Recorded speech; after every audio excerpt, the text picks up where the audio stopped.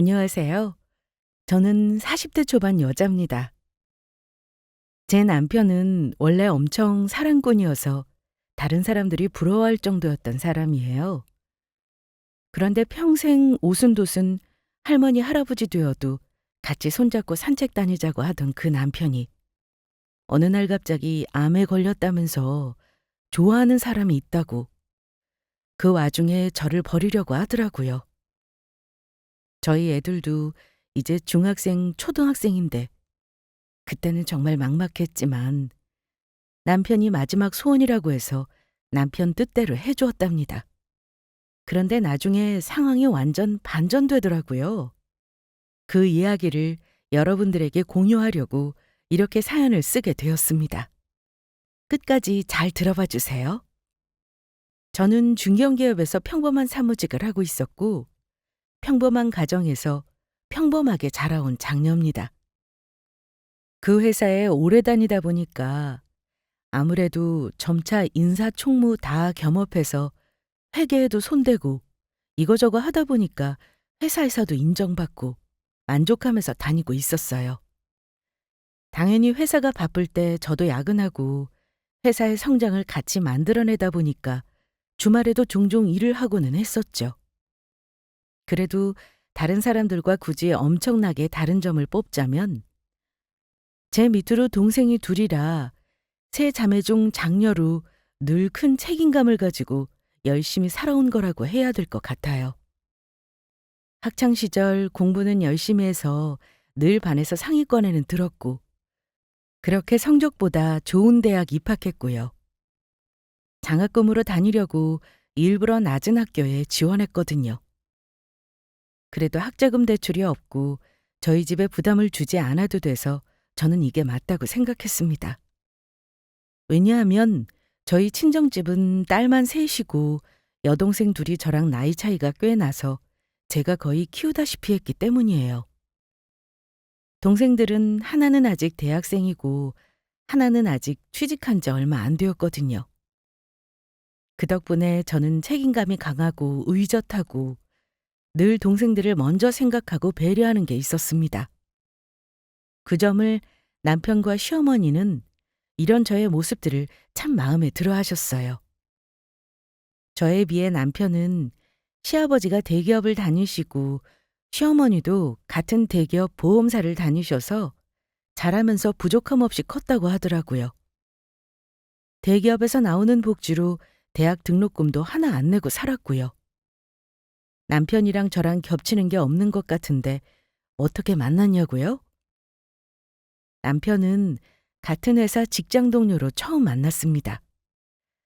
그런데 이직을 하게 되었다고 따로 인사를 드리고 싶다고 말을 걸어오더라고요.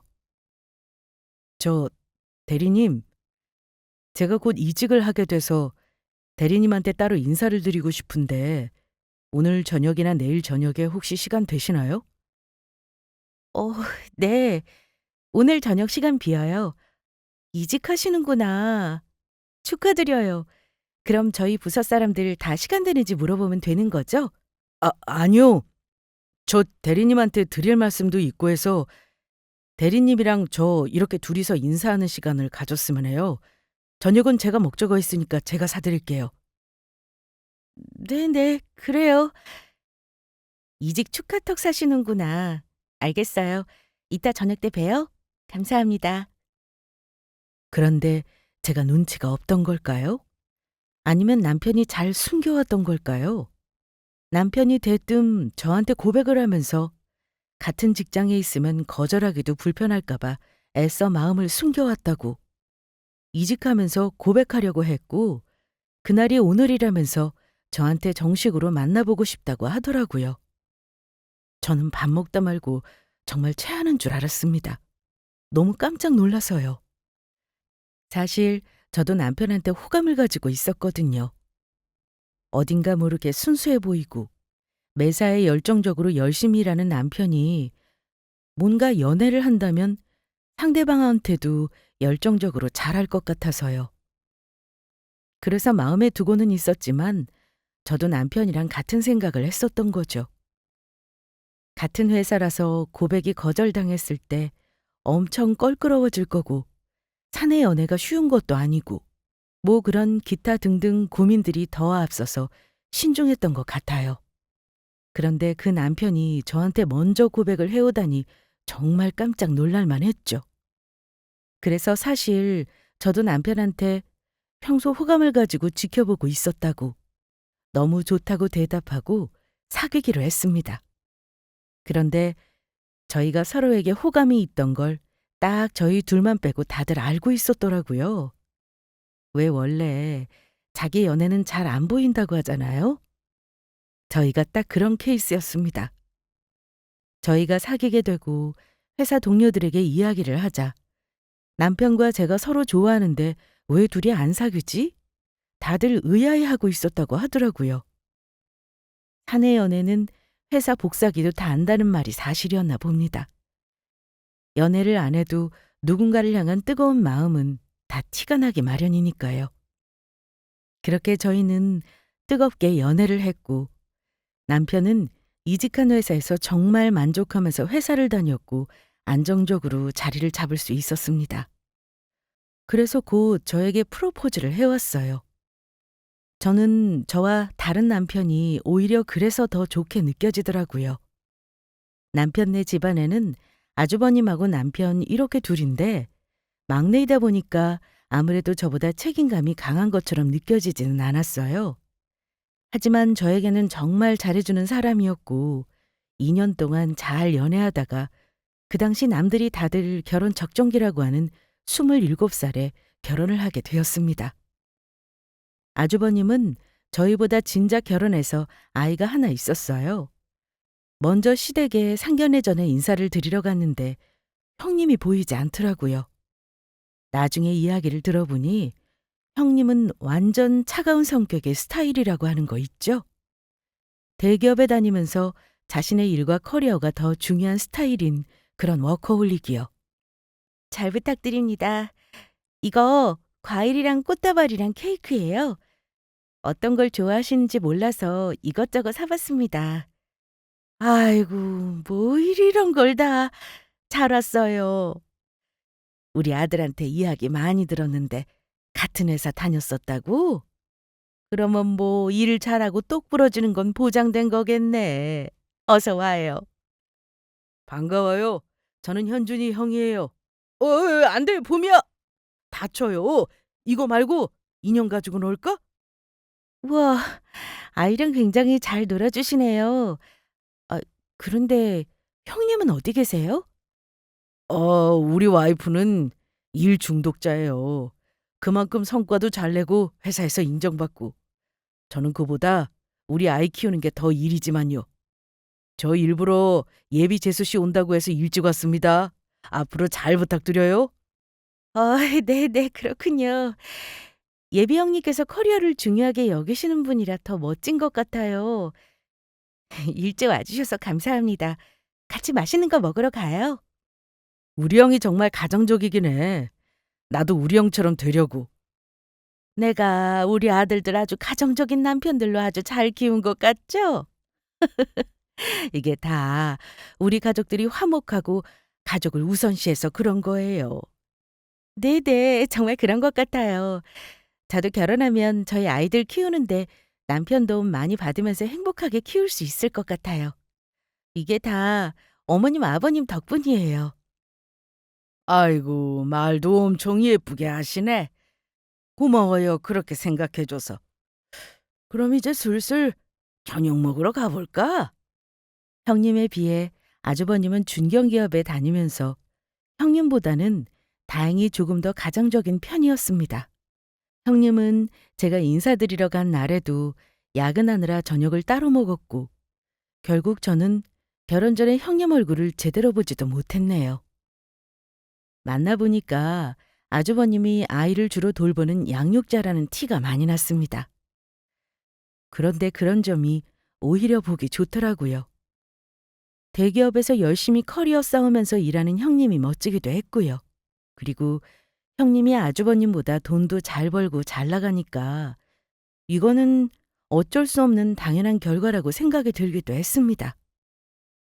더 좋게 보였던 거는 그런 상황에 대해서 시어머니나 시아버지께서도 뭐라고 하지 않으시는 것 같았고, 저도 결혼하면 어차피 남편이랑 맞벌이 할 텐데 아주버님네처럼 시어머니께서 간섭이나 압박은 없을 거라고 생각이 들어서 오히려 안심이 되었습니다.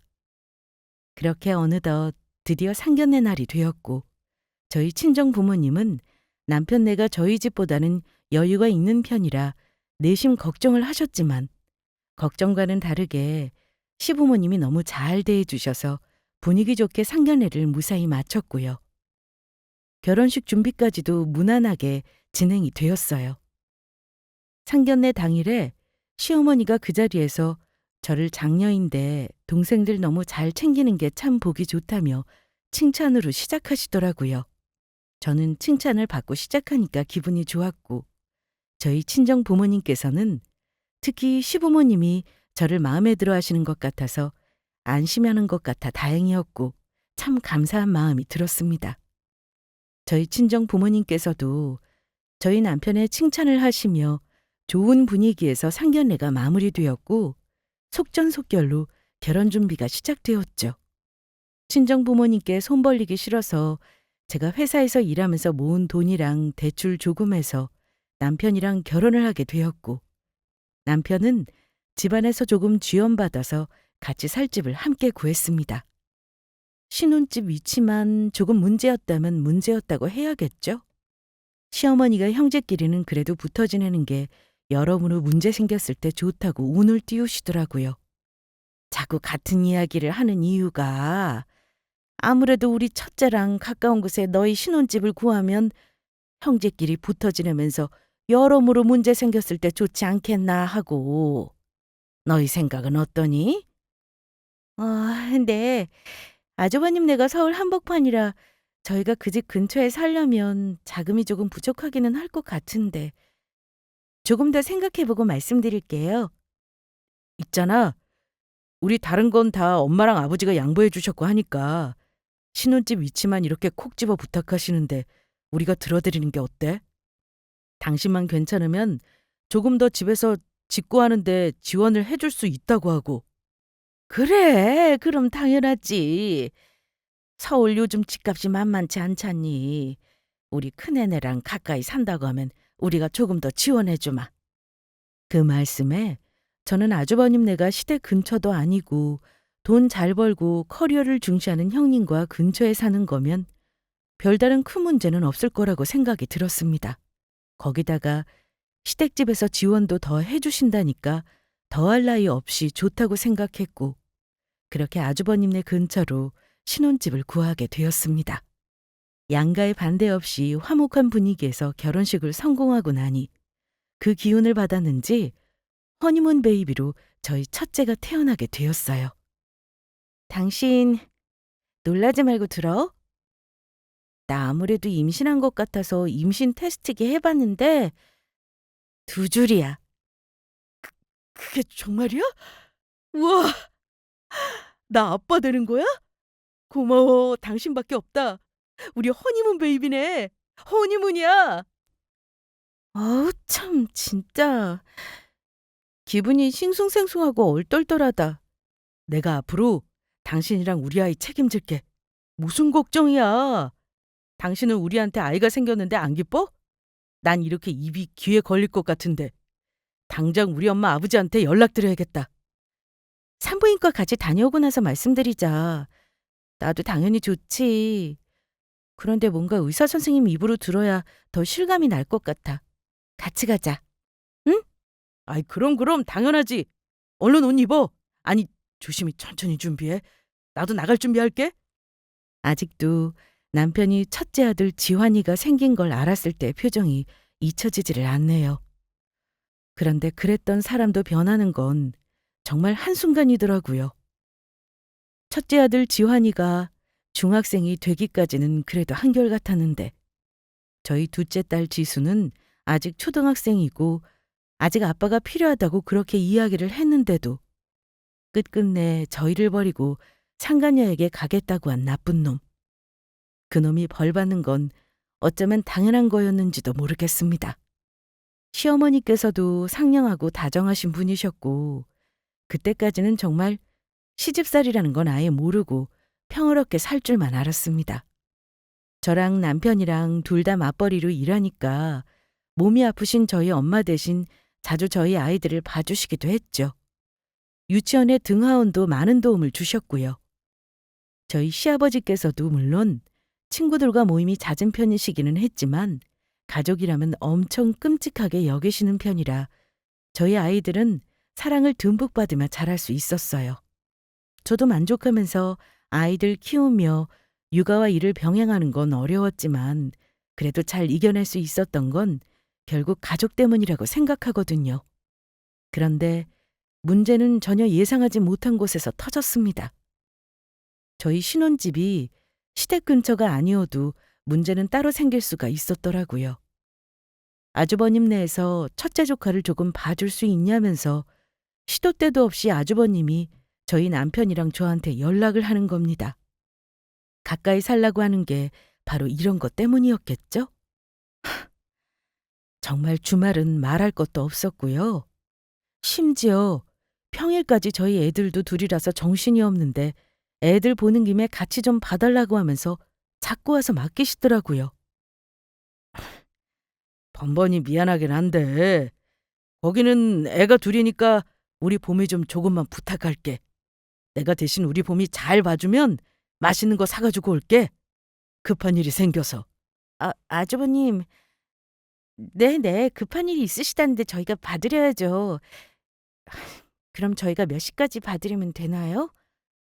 내일 되기 전에 최대한 오려고 하니까 그때까지만 부탁해요, 재수 씨.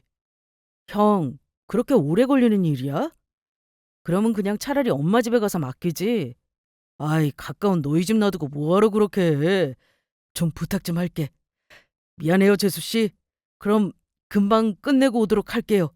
그럼 수고! 저도 처음에는 주말에 한두 번 피치 못할 급한 일이 있나 보다 하고 첫째 조카 보미를 봐주게 되었습니다.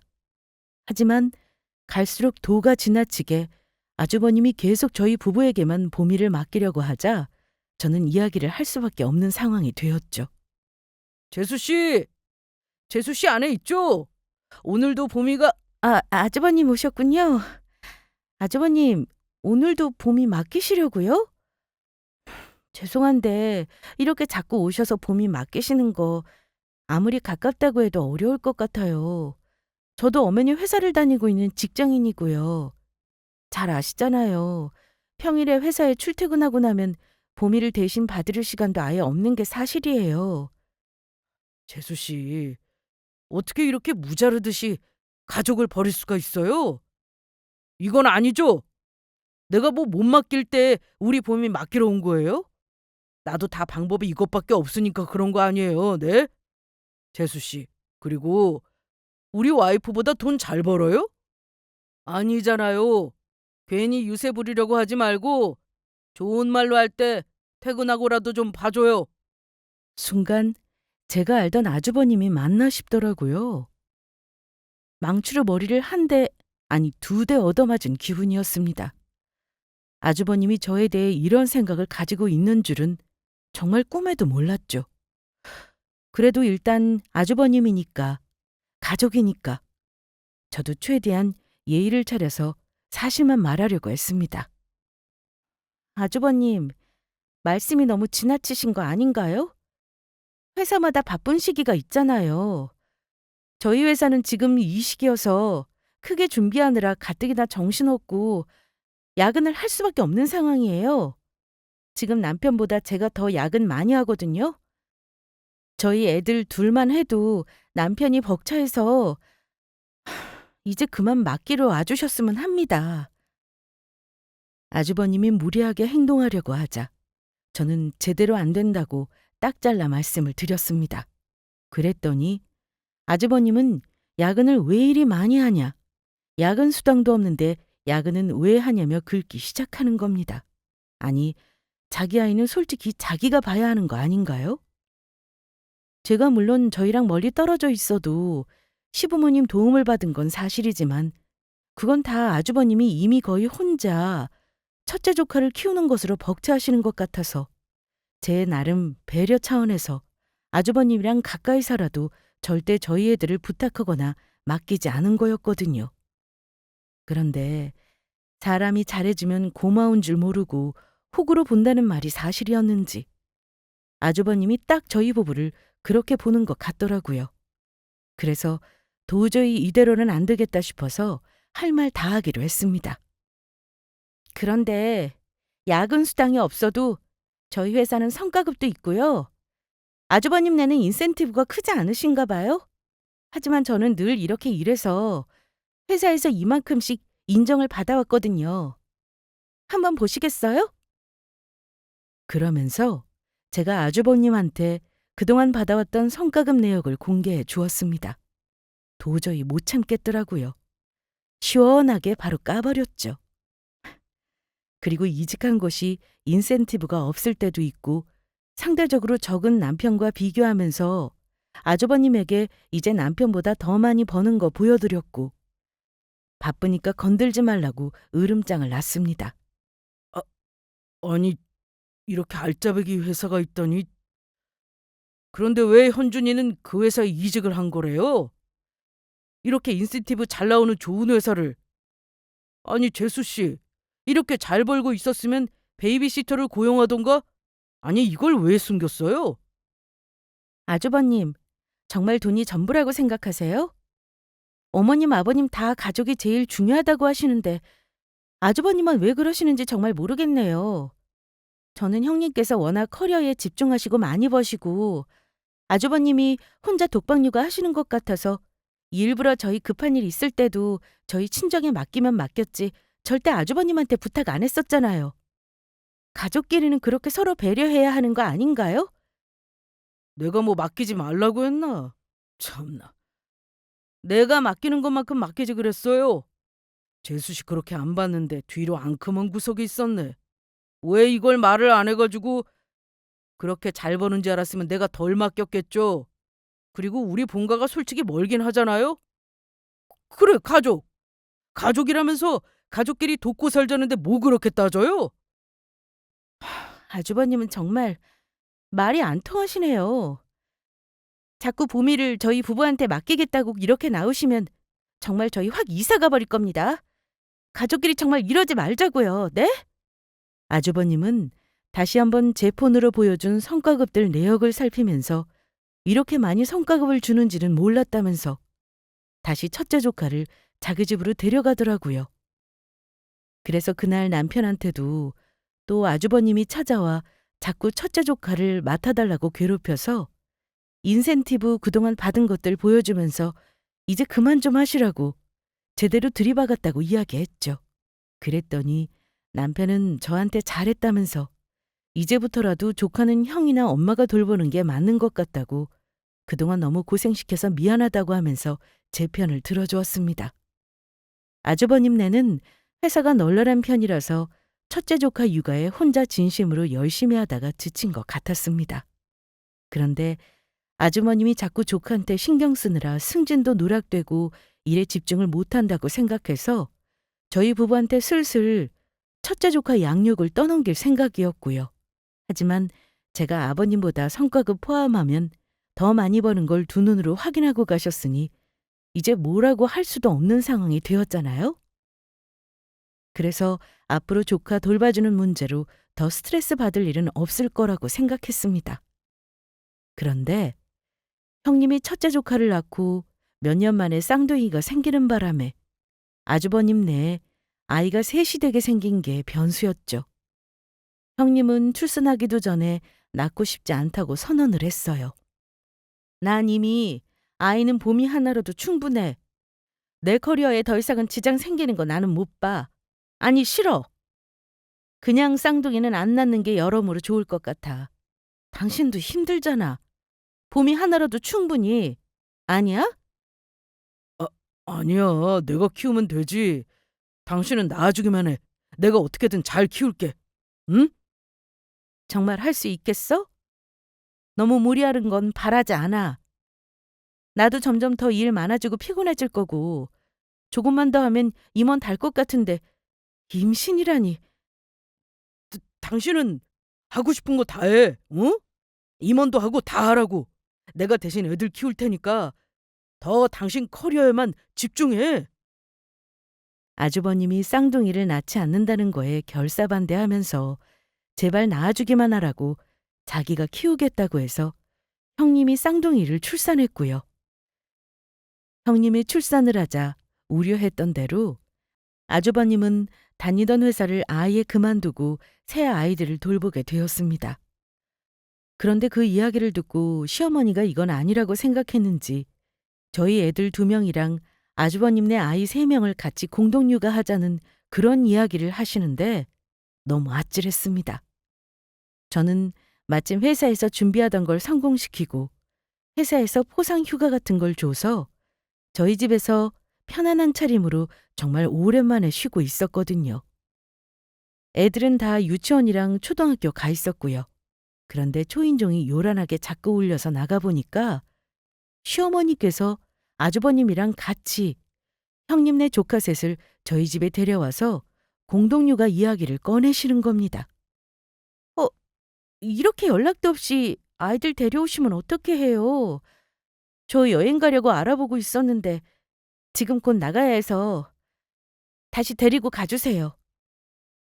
재수 씨, 솔직히 재수 씨 많이 버는 건 인정하지만 우리 와이프보다는 아니고 또 저 회사 그만두는 거 알죠? 그래도 우리 엄마는 회사 그만두는 건 아니라고 가족끼리 돕고 살면 된다고 해서 이렇게 같이 왔어요. 그러니까 여행 생각 말고 일단 좀 들어봐요. 네? 아니 무슨 말도 안 되는 소리를 조카들을 제가 왜 돌봐야 하죠? 저도 저희 애들 둘 키우느라 힘들었고 이제야 커리어에 다시 집중할 수 있게 되었는데 그리고 제가 보는 게 아니라 보게 되면 저희 남편이 봐야죠. 아주버님 이미 보셔서 아시잖아요. 제가 남편보다 더 벌고 아주버님보다도 더 번다는 걸요. 공동육아면 아주버님이 저희 애들까지 5명 봐주실 건가요? 키워봐서 알잖아요, 재수 씨. 저희 쌍둥이들이 유치원까지 가면 편해지겠죠, 모두가. 3년 금방이잖아요. 네? 그러니까 아주버님네 쌍둥이들을 왜 제가 돌봐야 하냐고요. 어머님, 이건 정말 제가 아무리 가족이어도 용납하고 받아들이기 힘들어요. 네? 그러자 시어머니가 그제야 무겁게 입을 여시더라고요. 우리 큰아들도 앞으로 계속 이렇게 애들 때문에 집에만 있을 수는 없잖니. 가족 좋다는 게 다 뭐겠어. 우리가 같이 잘 키우면 어떨까 하는데 내가 현준이도 얼른 오라고 불렀다.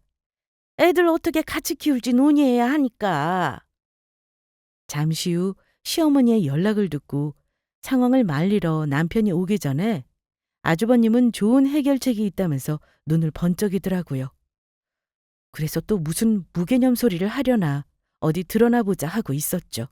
그런데 아주버님이 말한 해결책은 저희 친정 여동생들에게 아이들을 맡기자는 것이었습니다.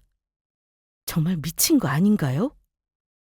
그 재수 씨 동생 2명이 대학생이고 시간 많을 거 아니에요? 뭐 쌍둥이라서 혼자서 보기에는 힘들 수도 있으니까 둘이서 같이 보는 조건으로 용돈은 한 40씩 주는 걸로 하면 어떨까요? 너무 좋은 생각 아니에요? 용돈도 벌고 우리 다 회사도 다닐 수 있고. 정말 이게 좋은 아이디어라면서 호들갑 떨며 이야기하는 아주버님을 보니 진절머리가 나서 이게 정말 가족이 좋은 게 맞나 그런 생각까지 들더라고요. 그 순간 남편이 들어와서 첫째 조카 보미를 저희 부부한테 아주버님이 계속 맡길 때 거절하고 옆에서 잘했다고 맞장구 쳐주던 남편은 한 번 더 저의 편을 들어주었습니다. 엄마, 엄마도 그러는 거 아니지? 우리 처제들한테 그건 못 시킬 일이야. 처제들이 무슨 관련 학과를 나온 것도 아니고 그건 아니지. 엄마 아들들이 소중한 만큼 남의 집 딸들도 귀한 줄 알아야 되는 거 아니에요? 형도 정말 실망이야. 어떻게 그렇게 말할 수가 있어? 당신 이 소리 듣고도 정말 가만히 있었어? 내가 안 왔으면 어쩔 뻔했어 정말. 당장 나가세요. 아 빨리 나가 형. 엄마 모시고 얼른. 야, 너 진짜 내 동생 현준이 맞냐? 어? 뭐가 어쩌고 어째? 엄마한테 너 그게 대체 무슨 말버릇이야? 이게 다 형 때문이잖아. 그러니까 형이 쌍둥이 잘 키우겠다고 형수님 설득한 거면서 이렇게 우리 집에 떠넘기려고 하면 안 되는 거지. 자꾸 이런 식으로 나오면 나 형 안 봐. 엄마도 안 봐. 남편이 제 편을 들어주면서 제가 하고 싶었던 마음속 이야기를 속 시원히 대신 해주는데 얼마나 통쾌하고 시원했는지 모릅니다. 아주버님과 시어머니를 내쫓는 남편이 정말 다시 보였고 남편이 평생 제 편이라고 믿게 되었습니다. 당신 괜찮아? 나 때문에 괜히 아주버님이랑 어머님한테 쓴소리하게 되었네? 나도 정말 속상해서. 그런데 당신이 이렇게 말해주니까 너무 든든하고 좋다. 정말 고마워. 당신, 내가 당신만 아는 사랑꾼인 거 알면서 그래. 나는 우리 애들 지환이, 지수도 사랑하지만 당신 없으면 아무 의미가 없어. 평생 우리 할머니, 할아버지 되어도 같이 손잡고 산책 다녀야지. 그러려면 형이나 우리 엄마가 스트레스 주면 안 되는 거야. 나한테 얼마나 소중한 사람인데. 진짜 당신은 결혼 전이랑 후랑 변한 게 하나도 없어. 난 정말 복 받은 여자인가 봐. 너무 고마워. 당신 때문에 정말 힘이 난다. 당연하지. 내가 누구 남편인데. 그러니까 내 눈치 보지 말고 앞으로 형이나 우리 엄마가 또 이상한 요구하거나 공동육아 이야기 꺼내면 절대 안 된다고 딱 잘라 거절해. 알겠지? 응, 그럴게. 제 말이라면 곧잘 들어주고 편을 들어주었던 그런 남편이었으니까요. 그런데 이번에는 형님한테 연락이 오더라고요. 그래서 받았더니 형님이 시어머니랑 아주버님이 저랑 제 동생들한테 형님 몰래 조카 셋을 맡기려고 한 거 다 들었다고. 아주버님이 한 짓 대신 사과한다고. 형님은 아주버님이 잘못한 거니까 자신의 최소한의 지원만으로 애들을 잘 키워보라고 하려고 한다고. 이혼한다고 말씀을 하시더라고요. 저는 완전 당황했죠.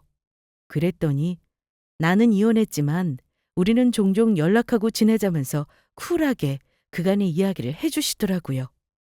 형님이 이혼을 선언하자 시어머니랑 아주버님이랑 난리가 났고 아주버님은 저랑 제 동생들한테 아주버님네 조카들 맡길 생각했던 걸 반성하고 있다면서 제발 이혼만은 하지 말자고 형님한테 매달렸지만 형님이 생각이 그렇게 썩어서 같이 못 살겠다고 하고 이혼 결심을 꺾지 않았더라고요. 솔직히 저도 아주버님은 정말 하나를 보면 열을 한다고 이미 저랑 제 동생들을 보모로 쓸 생각을 한 걸 보면 어떤 생각을 가지고 사는지 딱 봐도 사이즈가 나오잖아요. 그래서 그런지 형님의 마음을 돌리기에는 역부족이었습니다. 결국 아주버님은 욕심부리다가 이혼남이 되고 아주버님이 혼자 아이들 셋을 키우게 되었어요. 그런데 이 일이 있고 나서 남편이 자꾸 저한테 폰도 숨기고 통화하는 것도 제 앞에서 안 하려고 하길래 그래도 형이라 아주버님이랑 연락하는 게 조금 저한테 껄끄러워서 그런 건가 싶어가지고 그러지 말라고 남편한테 편하게 하라고 했습니다. 그런데도 남편은 계속 저한테 뭔가를 숨기는 것 같았고 저는 남편이 무엇을 숨기고 있는지 의심을 하게 되었어요. 당신 뭐 나한테 숨기는 거 있지? 다 알아. 그냥 솔직하게 이야기해줘. 아주버님이랑 연락하는 거 나 다 괜찮다니까? 나도 형님한테 연락해서 종종 이야기하고 그러는데 뭘. 아니야. 형이랑은 관련 없어. 나 좀 피곤해서 그러는데 방에 들어가서 조금 쉴게. 미안. 우리 지환이랑 지수가 아빠만 기다리고 있었는데 도대체 며칠째야. 벌써 2주째 당신 우리랑 시간 안 보낸 거 알아? 맨날 폰만 들여다보고 내가 보려고 하면 숨기고. 대체 뭔데? 바람이라도 피는 거야? 그 순간 찔려하는 남편의 표정을 보고 저는 정말 올 것이 온 건가 반신반의하면서 되물었는데 그런데 남편의 입에서 나온 말은 바람이 아니라 암이었습니다. 나 암이래. 이런 이야기 하게 돼서 정말 미안해. 뭐? 바람이 아니라 암이라고?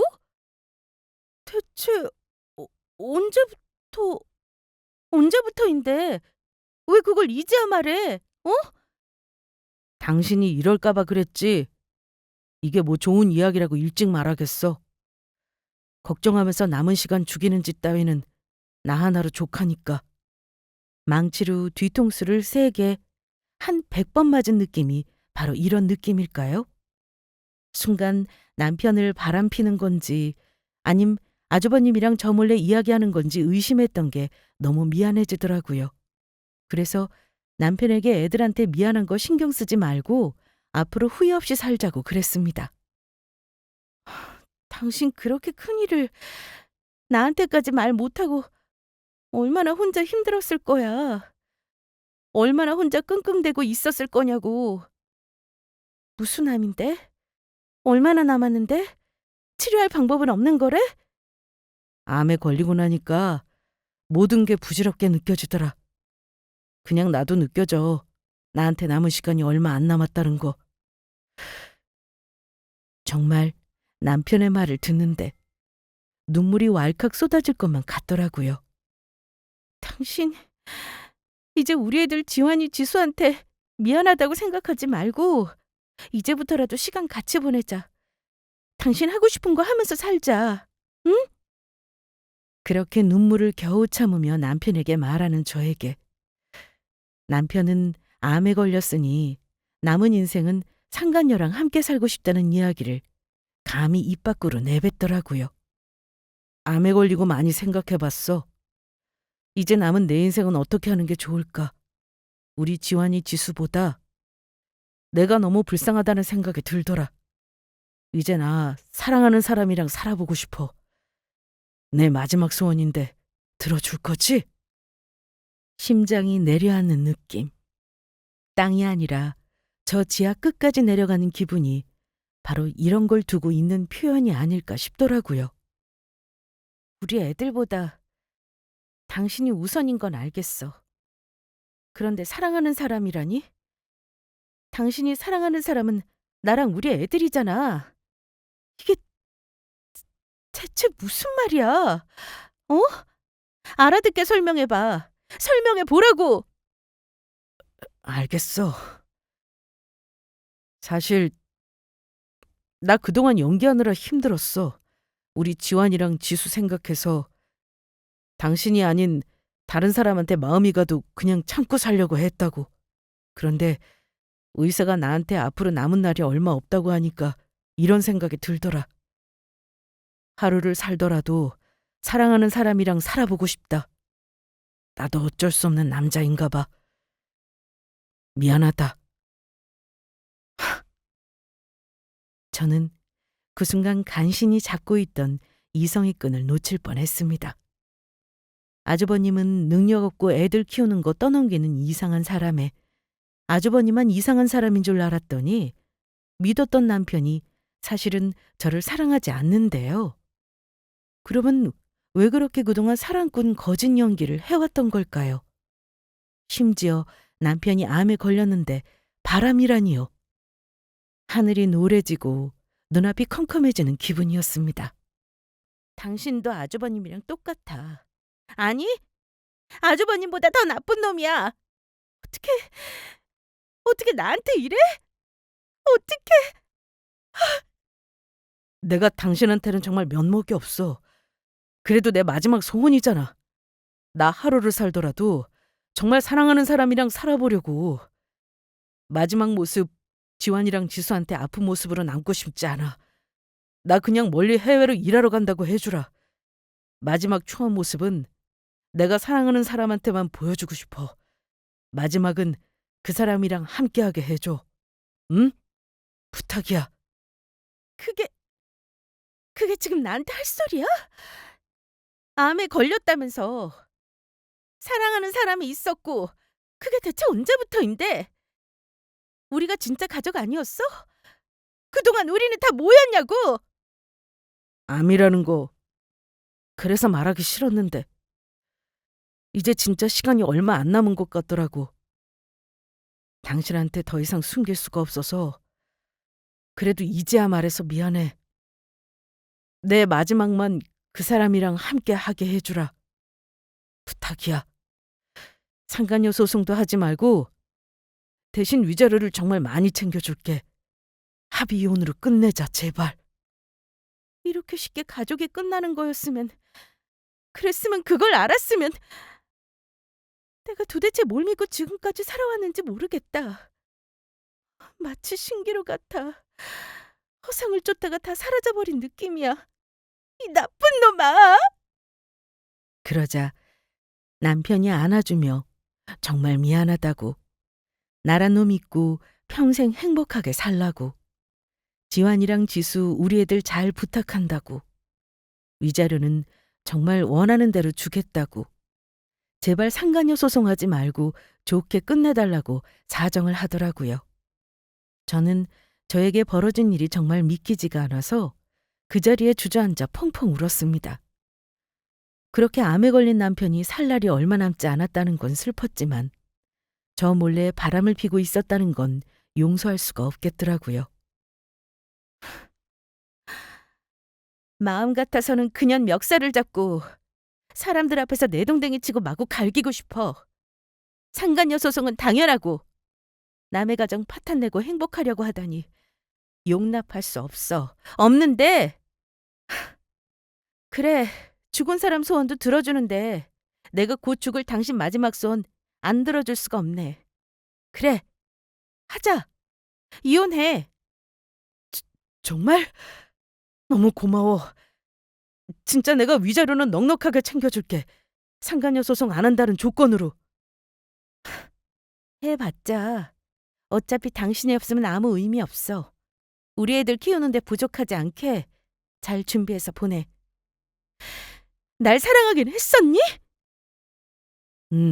당연하지. 그래서 언제부터라고 대답도 못하겠어. 내 마음에는 여전히 너도 사랑하긴 하는데. 됐어. 가짜는 그딴 변명 따위 듣고 싶지 않아. 알겠으니까 마지막으로 우리 애들한테 인사할 준비나 해. 당신이 원하는 대로 해외에 갔다고 이야기할 테니까. 그리고 당신 이 세상 떠나면 미안하고 정말 고맙고 또 고마워. 이렇게 이해해주고 내가 하자는 대로 해줘서. 내가 이 은혜는 저승 가서라도 갚을게. 됐어. 그렇게 절절하게 사랑한다는 그년한테는 가봐. 난 이제 다시는 당신 얼굴 보고 싶지 않으니까. 암에 걸려서 마지막은 그 사랑하는 그년이랑 보내고 싶다고 이혼하자는 남편을 더는 제가 붙잡을 수가 없더라고요. 그래서 위자료 잘 받아내고 이혼을 해줬습니다. 저희 지환이랑 지수한테는 마지막으로 캐리어 끌고 나가면서 해외에서 돈 많이 벌어올게 하면서 작별 인사를 했고요. 그때는 정말 남편이 하늘나라로 가버리면 그때 뭐라고 말해야 할지, 사고로 죽었다고 해야 하나 별의별 생각이 다 들었던 것 같아요. 갑자기 남편이 바람핀 걸 알게 되고 그 배신감에 치를 떨 새도 없이 저는 그렇게 가장이 되었습니다.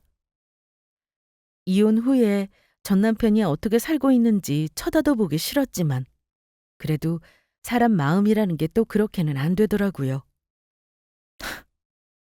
그래서 전 남편이 입원한 병실에 한 번은 찾아가야겠다고 생각해서 미리 말은 안 하고 병문안을 갔습니다. 그런데 거기서 역대급으로 배꼽 빠질 광경이 펼쳐지고 있더라고요. 그 상간녀 면상은 처음 보는 거였는데 그 상간녀랑 대판 싸우고 있는 전 남편을 발견했거든요. 내가 이혼하고 위자료 주고 남은 거 다 줬잖아. 당신한테 다 줬는데, 다 믿고 맡긴 건데 그게 어디로 간 거야 대체? 바른 대로 말 안 해? 아니 곧 죽는다며. 죽는다고 그랬잖아.